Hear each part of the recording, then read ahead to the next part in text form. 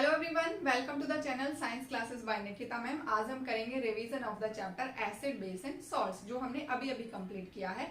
इस चैप्टर में हम 20 क्वेश्चंस को डिस्कस करेंगे। 10 इस वीडियो में रहेंगे, 10 नेक्स्ट वीडियो में रहेंगे। तो स्टार्ट करते हैं आज का topic. Question number 1 is that a metal compound A reacts with dilute hydrochloric acid to produce effervescences. कोई मेटल का कंपाउंड है, वो हाइड्रोक्लोरिक एसिड के साथ रिएक्ट करके क्या बना रहा है, एफरवेसेंसेस प्रोड्यूस कर रहा है। एफरवेसेंसेस कब प्रोड्यूस होते हैं, जब कोई गैस इवॉल्व होती है। एफरवेसेंसेस होते क्या हैं, जो फ्यूम्स निकलते हैं रिएक्शन में, एसिड को मेटल के साथ या एसिड को बेस के साथ रिएक्ट करते हैं, तो गैस जो इवॉल्व होती है, गैस तो कलरलेस होती है, बट उसमें से जो फ्यूम्स हैं वो निकलते हैं, हमें स्मोकी टाइप फ्यूम्स होते हैं, वो कहलाते हैं हमारे effervescences. The gas evolve extinguishes the burning candle. जो गैस इवॉल्व हो रही है वो बर्निंग कैंडल को एक्सटिंग्विशेस कर देती है, बर्निंग कैंडल को बुझा देती है, आग बुझाने में काम आती है। तो यहाँ से हम आइडेंटिफाई कर लेंगे gases carbon dioxide. Carbon dioxide जो होती है वो आग बुझाने में काम आती है। Right a balanced chemical equation for the reaction evolved if one of the compound formed is calcium chloride. इसमें एक कंपाउंड बन रहा है, प्रोडक्ट जो बन रहा है वो कैल्शियम क्लोराइड बन रहा है। इसका मतलब रिएक्टेंट में क्या है, कैल्शियम का कोई कंपाउंड है, तभी वो प्रोडक्ट में भी प्रोड्यूस हो रहा है। और गैस इवॉल्व हो रही है, that is CO2, carbon dioxide. Carbon dioxide release हो रही है, इनकी one of the group is carbonate. तो रिएक्टेंट में क्या है, कैल्शियम है और कार्बोनेट ग्रुप है। कैल्शियम और कार्बोनेट को कंबाइन करेंगे तो कैल्शियम कार्बोनेट बन जाएगा, यानी कि कंपाउंड इज कैल्शियम कार्बोनेट। वो रिएक्ट कर रहा है हाइड्रोक्लोरिक एसिड के साथ। अब प्रोडक्ट क्या बनेगा, इन्होंने पहले बता दिया रिएक्शन में हमें कि क्या बनेगा, कैल्शियम क्लोराइड बन रहा है। तो कैल्शियम देखो यहाँ से आएगा कैल्शियम कार्बोनेट से, और क्लोराइड यहाँ से आएगा, दोनों मिलके बना देंगे CaCl2। अब जो CO3 ग्रुप है ये डिकम्पोज होता है CO2 and O। CO2 gas release हो जाती है और ये ऑक्सीजन हाइड्रोजन के साथ मिलकर बना देता है वाटर H2O। तो this is the balanced chemical equation. इसमें हमें क्या है, हाइड्रोक्लोरिक एसिड के 2 मॉलिक्यूल्स लेने पड़ेंगे, क्योंकि यहाँ पर जो क्लोरीन है Cl2 फॉर्म में है। कैल्शियम क्लोराइड का जो फॉर्मूला है CaCl2, ये मैं आपको बता चुकी हूँ फॉर्मूले कैसे बनाते हैं। कैल्शियम की जो वैलेंसी है 2 है, क्लोरीन की 1 है, क्रॉस में लगाते हैं। कैल्शियम का 1 जो लगेगा, कैल्शियम का 2 लगेगा क्लोरीन के साथ, क्लोरीन का 1 कैल्शियम के साथ। 1 को लिखते नहीं है, नो नीड टू राइट, तो फॉर्मूला बन गया CaCl2। तो this is the balanced chemical equation. Next question is that why does an aqueous solution of acid conduct electricity. Acid का या बेस का एक्वस सॉल्यूशन इलेक्ट्रिसिटी कंडक्ट करता है dry form में। अगर हाइड्रोक्लोरिक एसिड जो हमारे पास एक्वस है तो वो कंडक्ट करेगा इलेक्ट्रिसिटी को। हाइड्रोक्लोराइड हमारे पास जो गैस है वो एक्वस सॉल्यूशन में नहीं है, अगर हमने उसमें वाटर नहीं मिक्स किया हुआ है, वो गैस फॉर्म में है, ड्राई फॉर्म में है, तो एसिडिक बिहेवियर शो नहीं करेगी। रीजन क्या है, जैसे ही हम एसिड या बेस को वाटर में डालते हैं तो ये सेपरेट हो जाते हैं आयंस में। जो भी एसिड लेंगे उसके आयंस प्रोड्यूस हो जाएंगे। फॉर एग्जांपल हाइड्रोक्लोरिक एसिड का एग्जांपल लेते हैं। हाइड्रोक्लोरिक एसिड को जब वाटर में डालेंगे तो ये हाइड्रोजन और क्लोराइड आयन में डिसोशिएट हो जाएगा। ये हाइड्रोजन वाटर के साथ मिक्स करके बना देगा H3O पॉजिटिव। तो सॉल्यूशन में हमें क्या मिलेंगे, H3O पॉजिटिव, यानी कि हाइड्रोनियम आयन। ये आयंस क्या है, सेपरेट हो गए, फ्री हो गए। पहले ये कंबाइंड थे, बॉन्ड से बंधे हुए थे हाइड्रोजन और क्लोरीन, अब ये सेपरेट हो गए, फ्री हो गए। और फ्री आयंस ही क्या करते हैं, इलेक्ट्रिसिटी के चार्जेस को आगे कैरी कराते हैं। Flow of charges is known as electricity. Charges flow हो रहे हैं तो इलेक्ट्रिसिटी प्रोड्यूस हो रही है। तो फ्री आयंस की हेल्प से ही वो चार्जेस फ्लो होते हैं one point two another points. That's why aqueous solution of acid या base conduct electricity, not in a. Next question is that why should curd and sour substances not be kept in brass and copper vessels. Curd जो खट्टा होता है और सोर substances, कोई भी घर में बनने वाला हमारा जो खट्टा सब्सटेंस है जिसमें एसिड होता है, खट्टे सब्सटेंसेस में क्या होता है, एसिड होता है, उसको कॉपर, ब्रास या किसी भी मेटल वेसल में बहुत ज्यादा देर तक स्टोर नहीं करना चाहिए। व्हाट इज द रीजन, क्योंकि इसमें क्या है, एसिड होता है, और एसिड जब मेटल के साथ, वेसल हमारा मेटल का है, कर्ड या किसी भी सोर्स सब्सटेंस के अंदर एसिड होता है, एसिड मेटल के साथ रिएक्ट करके क्या बनाता है, पॉइजनस सब्सटेंस बनाता है। That is not good for our health, जो हमारी हेल्थ के लिए अच्छा नहीं होता, पॉइजन का काम करता है। इसलिए हमें कर्ड या बहुत सारे जो भी सब्सटेंस हम घर में यूज करते हैं, खट्टे जो होते हैं, लाइक लेमन जूस भी कह सकते हैं हम, उसे बहुत ज्यादा देर तक हमें, इमली भी हो सकता है, टैमरिंड, तो उसको हमें मेटल वेसल में स्टोर नहीं करना चाहिए, क्योंकि मेटल वेसल में स्टोर करेंगे तो वो पॉइजन में कन्वर्ट हो जाएगा और वो हमारी हेल्थ के लिए क्या है, नुकसानदायक होता है। Next question is that, reaction मैंने यहाँ लिख दिया है, मेटल एसिड रिएक्ट करके सॉल्ट एंड हाइड्रोजन बनाते हैं। ये सॉल्ट ही हमारे लिए क्या करता है, पॉइजन का काम करता है। नेक्स्ट क्वेश्चन क्या है, when some acetic acid is added to sodium hydrogen carbonate powder in a beaker.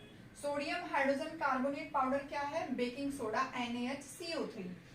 In a beaker a gas is evolve. देखो जहां भी कार्बोनेट ग्रुप आ जाए, सोडियम हाइड्रोजन कार्बोनेट है या सोडियम कार्बोनेट है या कोई भी कार्बोनेट ग्रुप आ जाए, तो वहां पर क्या है, CO2 रिलीज होगा। वो कार्बोनेट ग्रुप CO3 टूट जाता है, CO2 and O, CO2 gas release हो जाती है, वो ऑक्सीजन चला जाता है हाइड्रोजन के साथ। तो जो CO2 है वो क्या करता है, उसकी कैरेक्टरिस्टिक्स प्रॉपर्टीज पूछी है इस क्वेश्चन में।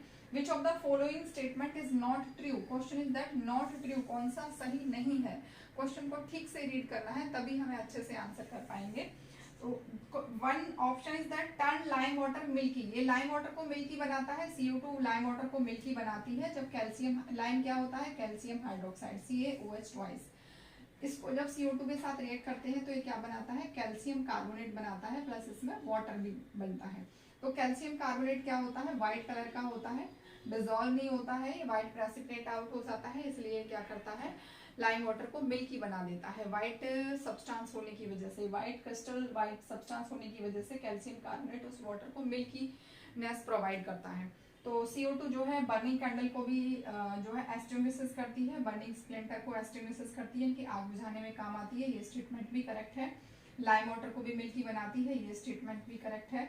इट डिजोल्व्स इन वाटर, ये वाटर में डिजोल्व हो जाती है, CO2 जो गैस है वो वाटर में डिजोल्व हो जाती है। लर्न कर लेना इसकी characteristics properties. Fourth point is that it burns with a pop sound, ये सही नहीं है।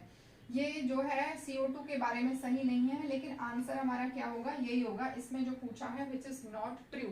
पॉप साउंड के साथ क्या बर्न होता है, हाइड्रोजन गैस। कौन सी गैस बर्न होती है पॉप साउंड के साथ, हाइड्रोजन गैस।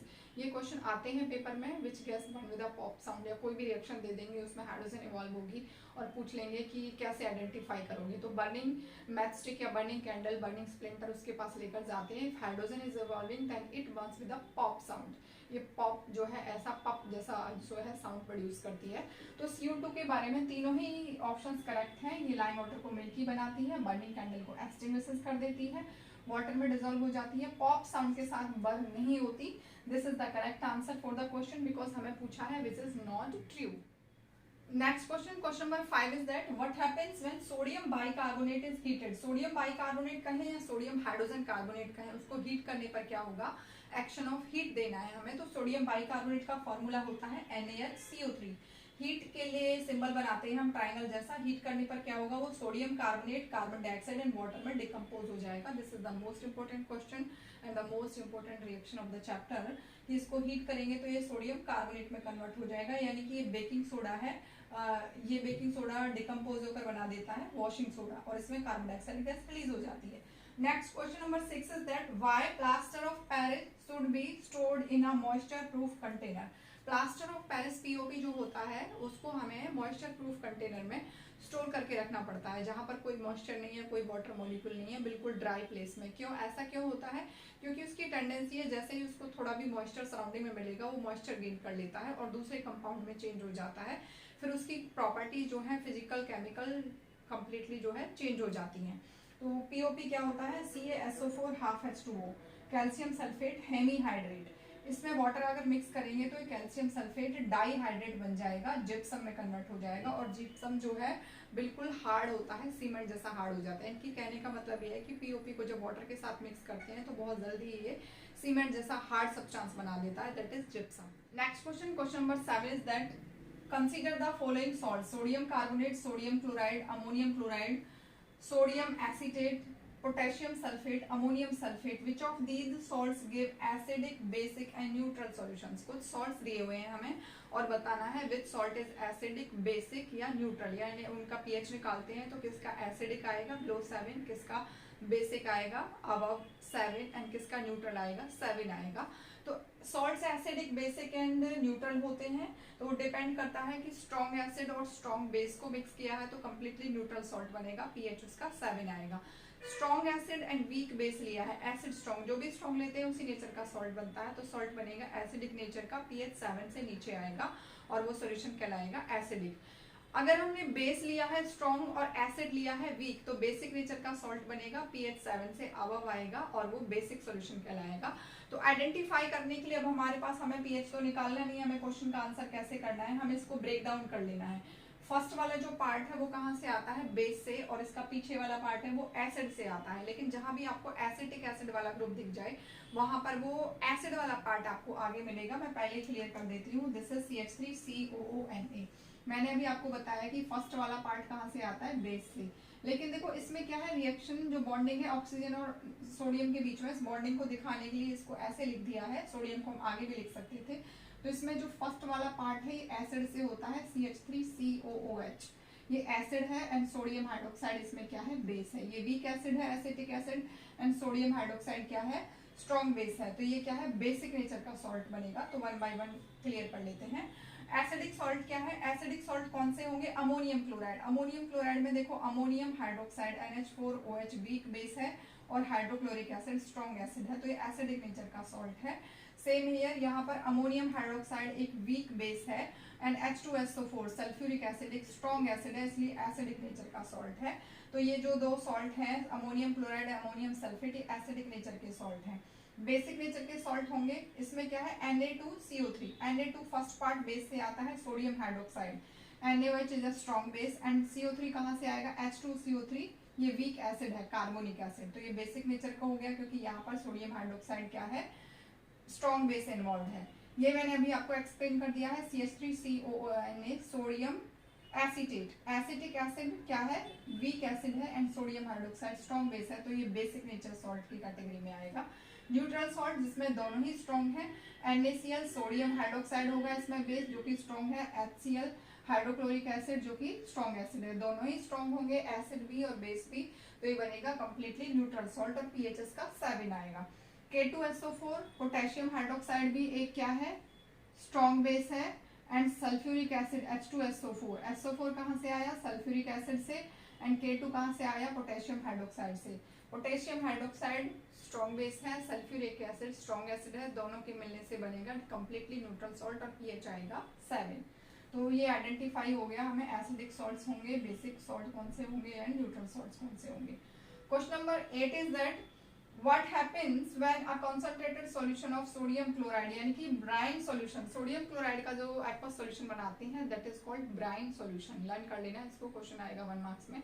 तो इसको इलेक्ट्रोलाइज करेंगे तो क्या होगा, इलेक्ट्रोलाइसिस करने पर क्या होगा, सोडियम क्लोराइड को जब इलेक्ट्रोलाइज करेंगे, एक्वस सॉल्यूशन बनाएंगे, तो वाटर होगा उसमें, सोडियम क्लोराइड होगा NaCl, तो इसमें प्रोड्यूस होगा सोडियम हाइड्रोक्साइड। ये क्लोर अल्कली प्रोसेस है, ये अल्कली होता है, sodium hydroxide water soluble bases are called alkali. तो इसमें एल्कली बनता है और क्लोरीन बनता है, क्लोर एल्कली प्रोसेस है, सोडियम हाइड्रोक्साइड बनेगा प्लस क्लोरीन गैस बनेगी एंड हाइड्रोजन गैस बनेगी। This is a complete balanced equation of the reaction, जो रिएक्शन में इन्वॉल्व होती है उसका ये कंप्लीट बैलेंस इक्वेशन हमको लिखना होता है विद फिजिकल स्टेट्स। ये सोडियम क्लोराइड है तो एक्वस सॉल्यूशन में है, वाटर लिक्विड होता है, सोडियम हाइड्रोक्साइड भी एक्वस बनेगा, chlorine and hydrogen are the gases. तो ब्रैकेट में स्मॉल अल्फाबेट्स में हमें इनके फिजिकल स्टेट्स भी लिखने। Next question is question number 9 that is fresh milk has a pH of 6 when it changes to curd yogurt भी कहते हैं इसको, will its pH value increase और डिक्रीज। देखो मिल्क का जो pH है 6 होता है, स्लाइटली एसिडिक, बहुत माइल्ड सा एसिडिक है, 7 से नीचे है तो एसिडिक होगा, बट 7 के बिल्कुल पास है तो वो बहुत ज्यादा एसिड, वीक, बहुत ही वीक एसिड है। तो मिल्क का pH 6 होता है, जैसे ही वो कर्ड में चेंज होता है, दही में जब चेंज हो जाएगा, दही बन जाएगी तो लैक्टिक एसिड की हेल्प से बनती है, उसमें एसिडिटी जो है बढ़ जाती है, तो उसका pH क्या होगा, इंक्रीज होगा या डिक्रीज होगा।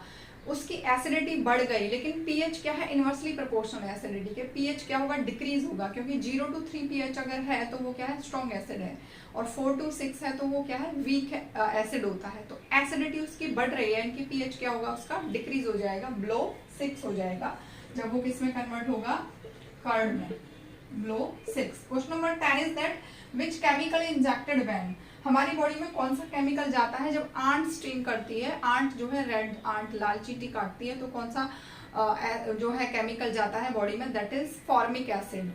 फॉर्मिक एसिड का IUPAC नेम जो है मीथेनोइक एसिड भी है, HCOOH।